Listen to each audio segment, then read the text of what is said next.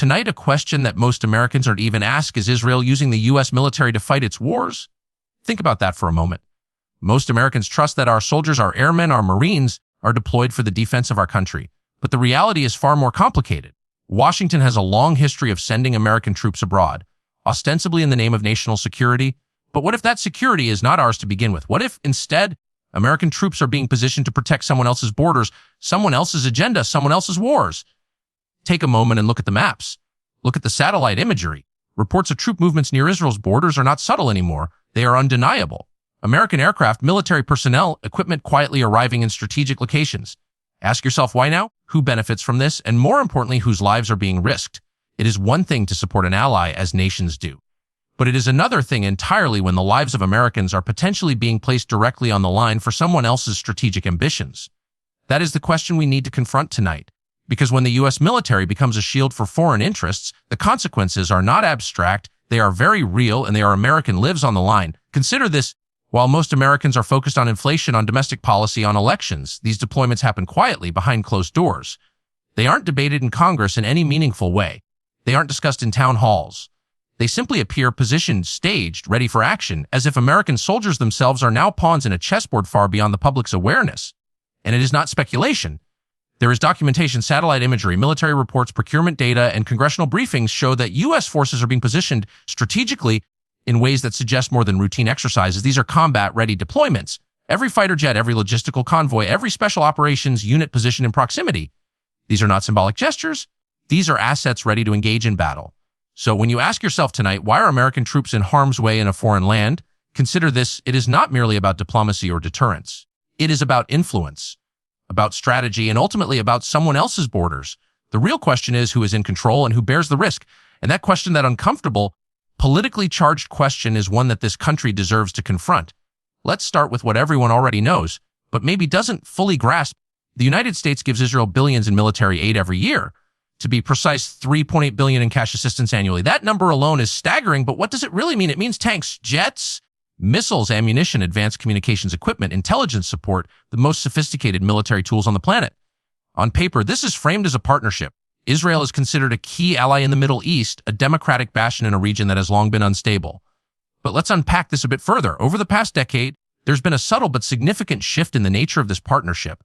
Israel's requests have evolved from simple financial assistance to active operational collaboration. In other words, they are asking not for charity, not merely for weapons, but for American action, American troops positioned at their borders ready for a fight. How does this happen? Congress is often involved in approving aid packages, yes, but the details of troop positioning are typically handled quietly behind the scenes through administrative channels, classified briefings, and closed-door meetings with military leadership. Presidential administrations, Republican and Democrat alike, have complied. The justification is often framed in terms of a strategic interest. But here's the crucial point: whose strategy? Israel's, not ours. The distinction is critical. Consider this historical context. In 1973, during the Yom Kippur War, the U.S. airlifted supplies to Israel in the middle of conflict, without necessarily considering the broader ramifications for U.S. troops stationed nearby. In the decades since, this pattern has intensified. Not just logistical support, but forward positioning of American personnel and combat assets has become part of the military calculus. And it is increasingly clear that these deployments are requested, sometimes explicitly, by Israeli leadership. What does this mean for American sovereignty? When a foreign government influences where our troops are stationed, when our military presence is determined not solely by American interests, but by requests from an ally, the line between partnership and subordination becomes blurred. Soldiers deployed to these regions may be technically under American command, but the operational imperatives, the reason they are there, are guided, at least in part, by another nation's priorities. It is also important to note that this isn't a secret conspiracy. Analysts, journalists, and retired military officers have documented this trend extensively. Policy papers, congressional reports, and think tank studies repeatedly point to the growing influence of foreign policy agendas over troop movements. Every administration cites strategic necessity, yet the practical effect is that U.S. forces act as a buffer, a shield, a first line of defense. Not necessarily for America, but for the security of Israel. Let's be honest. When American taxpayers send $3.8 billion in aid annually, they assume that it strengthens U.S. security. They assume that our soldiers are in harm's way to protect American interests. But if that aid is leveraged to position our troops on someone else's front lines, it raises serious ethical and strategic questions. Who truly benefits? The American people or the government of Israel? And what happens if conflict erupts while American personnel are in these positions? This is not mere conjecture. Policy analysts note that Israel's requests have become more explicit in recent years, with clear lines drawn around troop deployments, intelligence sharing, and even specific operational directives. It is increasingly difficult to separate supporting an ally from following another nation's military agenda, and this is just the first layer. When we dig deeper, we see patterns. Congressional lobbying by pro-Israel groups, strategic alignment of U.S. and Israeli defense policy, and quiet compliance by multiple administrations. Every president, every defense secretary, every senior military officer involved is aware of these dynamics. Yet the public conversation remains muted. So here's the truth we have to confront. Israel receives billions in military aid each year, and with that aid comes influence. Influence over American strategy, influence over American soldiers, and influence over the most important question of all: when our troops face danger overseas, is it for the sake of our country or someone else's? When you hear this tonight, consider the implications. American lives are intertwined with foreign agendas in ways most citizens never imagine. And the consequences, if conflict breaks out, could be catastrophic. This is not just policy. This is reality. Now, consider the troops on the ground. American soldiers positioned closer to Israel than at any time in recent history. Bases reinforced, fighter jets deployed, special operations units ready. Logistical networks quietly humming in preparation. It is easy to read these reports and think routine training exercises. But the reality, when you look at the classified orders and defense briefings, tells a different story. These forces are combat ready. Not for a drill, not for practice, for war. And the question is unavoidable: who decides? Not Congress, not the American people, not even the generals who might privately voice concern. Often, these moves are coordinated quietly in closed-door meetings between American and Israeli officials. Requests are made, agreements are reached, and troops are repositioned, sometimes with little public notice. Imagine you are a young soldier trained for combat, deployed to a foreign land. You trust that your orders serve the defense of your country. But if those orders place you at the front line of another nation's conflict, the moral and strategic clarity becomes murky. Are you defending American soil or someone else's borders? And the consequences are not theoretical. In military terms, proximity equals vulnerability. The closer forces are to an active conflict zone, the higher the likelihood of casualties. Every day that American personnel remain staged near these zones, the risk increases. And yet public oversight is minimal. Congress, in most cases, rubber stamps troop movements. The press rarely investigates, leaving the American citizenry unaware of how their soldiers are being positioned. So we must ask the difficult question: if war breaks out tomorrow, whose interests are being defended? And how accountable is anyone for those decisions? Because when American troops face bullets or missiles on foreign soil, accountability is not a matter of debate. It's a matter of life and death. The broader implication is clear: these deployments are not incidental. They are part of a strategic pattern, a subtle yet deliberate positioning that shifts U.S. forces into roles traditionally reserved for allied defense. In other words, American soldiers are increasingly acting as Israel's first line of defense. And when foreign policy quietly dictates the movement of our forces, it is not just a military issue. It is a democratic issue. Next, let's look at the pattern of peace plans versus military escalation.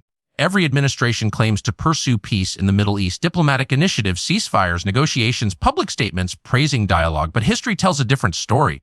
Whenever a peace initiative emerges, the deployment of American forces often changes the dynamics on the ground. Military presence becomes leverage. Diplomacy takes a back seat. The implicit message is clear: talk of peace is welcome, but American soldiers are ready to respond if needed. And the presence of U.S. forces staged near Israel can unintentionally, or perhaps intentionally, force the hand of regional actors. Consider the 2012 Gaza conflict.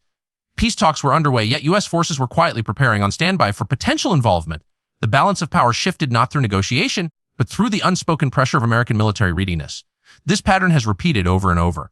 And who bears the cost? The American taxpayer. First and foremost, funding logistics and operational readiness are expensive. Equipment ages faster. Personnel face extended deployments. But beyond cost, there's a deeper impact: credibility and influence. When our troops are used to back foreign initiatives, U.S. diplomatic credibility can be questioned. Allies may see our forces as an extension of someone else's agenda. Adversaries may exploit this for propaganda. Make no mistake, these are not hypothetical scenarios. They are happening right now. While the world talks about diplomacy, American soldiers are positioned combat-ready as the first line of defense for another nation's borders. Peace becomes secondary. Military leverage becomes primary. And American citizens paying taxes, voting, expecting their country to defend their interests, are left to wonder why their sons and daughters are placed in harm's way. This brings us to a deeper issue: sovereignty. What does it mean for the United States to be sovereign if foreign interests dictate the deployment of our military? Presidential oaths are clear to defend this nation. But when American soldiers are risking their lives for someone else's conflict, sovereignty becomes not a principle, but a word on paper. Accountability is equally elusive. Congress, largely informed only in classified briefings, rarely challenges these operations. Military leadership, focused on orders and chain of command, rarely pushes back openly. And the media, instead of investigating, often treats these deployments as routine, unremarkable. Let's consider a hypothetical but entirely plausible scenario: a conflict erupts on Israel's northern border. American forces, positioned nearby at Israel's request, engage in combat. Lives are lost. Questions arise: who authorized the engagement? Who will answer for decisions that put Americans at risk? The truth is, accountability is thin. Decisions are made behind closed doors in offices where citizens have no oversight, and this is not theoretical. Historical examples abound where U.S. sovereignty has been quietly compromised in foreign engagements. Military analysts have long warned that when foreign policy is outsourced, when strategic decisions are influenced more by allies than by national interest, American forces can become instruments rather than defenders of the nation. American lives, once positioned at risk for another nation's agenda, illustrate the cost of this dynamic. Sovereignty and accountability are not abstract concepts. They are measured in deployments, in rules of engagement, and, tragically, in lives lost. And when these principles are eroded quietly, the public may never fully grasp the scale of the compromise until it is too late. So the question remains: if sovereignty is compromised, who benefits? And if accountability is absent, who bears the cost? Unfortunately, the answer is often clear: American soldiers and taxpayers bear the cost, while foreign agendas benefit, shielded from scrutiny. Finally, let's talk consequences. And by consequences, I don't mean abstract notions like geopolitical risk or diplomatic tension. I mean real, tangible outcomes: American lives lost, families devastated, communities affected. If these deployments lead to conflict, the first casualties will be American, not lobbyists, not platoon leaders. American soldiers, ordinary men and women in uniform trained to defend their country, find themselves caught in crossfire for someone else's strategic priorities. And the broader ramifications, they are profound. Military escalation anywhere in the Middle East reverberates globally. Defense budgets increase. Taxpayers pay billions more. Retaliatory actions by groups opposed to Israel or by neighboring nations can escalate quickly. Suddenly, what started as a seemingly distant conflict becomes a direct threat to American interests, infrastructure, and personnel abroad. Consider the psychological toll as well. Soldiers are trained to follow orders, but knowing that they may be risking their lives for objectives that serve foreign interests can create moral and ethical dilemmas. Families at home, spouses, parents, children face anxiety, fear, and uncertainty. And the American public, often kept in the dark, left only to speculate about why their sons and daughters are halfway around the world in harm's way for reasons they cannot control. Beyond the human cost, there's a strategic cost. U.S. credibility may be questioned when adversaries realize that our military decisions are influenced in part by foreign requests. This creates leverage for hostile actors. It emboldens those who wish to manipulate situations against U.S. interests, knowing that American forces are tied to the defense of another nation. And make no mistake, the pattern is clear. Every deployment, every logistical buildup, every positioning of American assets near Israel's borders carries implications: diplomatic, economic, military, and moral. This is why Americans must ask the hard questions. Are we truly secure when our military is entangled in foreign conflicts? Who bears the consequences when lives are lost? And who holds the decision makers accountable for these choices? Experts have weighed in quietly, but their warnings are stark. Retired generals, defense analysts, and foreign policy scholars point out that U.S. troop positioning in Israel's vicinity is unprecedented. One retired general, speaking on background: "We are now operating as an auxiliary force, ready to respond, not necessarily in America's direct interest." The implications for sovereignty and strategy are profound. Think about that for a moment. Our forces on foreign soil, ready to engage at the behest of another nation's agenda. And policymakers, they act as if nothing is happening. Decisions are made in classified briefings, never debated publicly, never fully disclosed to citizens. Foreign policy scholars echo the concern. They warn that this dynamic skews U.S. priorities. Rather than focusing exclusively on protecting American interests, the military is increasingly positioned to defend another nation's borders, sometimes at the expense of our strategic autonomy. One Middle East analyst explained, when the U.S. military becomes a shield for an ally, it changes the calculus of diplomacy. Peace initiatives are overshadowed by military leverage, and America's role in the region is no longer purely strategic, it is reactive to someone else's objectives. Even intelligence experts have raised concerns about risk management. When forces are forward, deployed in potentially hostile zones, the margin for error shrinks. One security analyst warned any misstep, miscommunication, miscalculation can escalate into full-scale conflict. With American troops bearing the brunt and yet public awareness remains minimal, these discussions, often confined to closed briefings and policy papers, do not reach the average citizen. Meanwhile, soldiers face the very real possibility of casualties, equipment loss, and exposure to danger, all while the rationale for their presence may serve interests that are not entirely aligned with America's. It's a stark reminder that foreign policy is not merely about statements, speeches, or treaties. It is about positioning power and human lives. And right now, those lives are American. So let's recap. Israel receives billions in U.S. aid. American troops are stationed near its borders. Peace initiatives falter while military leverage grows. And American sovereignty, once the bedrock principle of our nation, is quietly eroded. This is a complex, dangerous situation, one that demands the attention of every American. Because when foreign interests dictate the deployment of our forces, the consequences are real and they are ours to bear. The question is not whether we support our allies. The question is whether we allow foreign agendas to shape American military decisions without transparency, accountability, or public consent. Every dollar spent, every soldier deployed, every strategic choice made without oversight has an impact, not just on our soldiers, but on our nation's credibility, security, and moral standing. Pay attention. Watch closely. Ask the hard questions. Scrutinize policy decisions. Follow troop movements. Demand answers from Congress. Investigate the rationale behind deployments. Because the next time American soldiers face danger overseas, it may not be for the defense of the United States. It may be for someone else's strategic agenda. And the stakes could not be higher. Every life risked, every engagement made on foreign soil, every decision made in secrecy contributes to a larger pattern, one where American sovereignty is compromised, where accountability is muted, and where the public is left in the dark. It is the responsibility of citizens to remain informed. It is the responsibility of journalists to investigate. It is the responsibility of policymakers to act transparently. Because when these principles fail, the cost is measured in human lives, national credibility, and the erosion of the very values this nation was founded to protect. Tonight, the message is clear: stay vigilant, question assumptions, demand clarity. Because American soldiers are risking everything, and Americans deserve to know why, for whom, and to what end.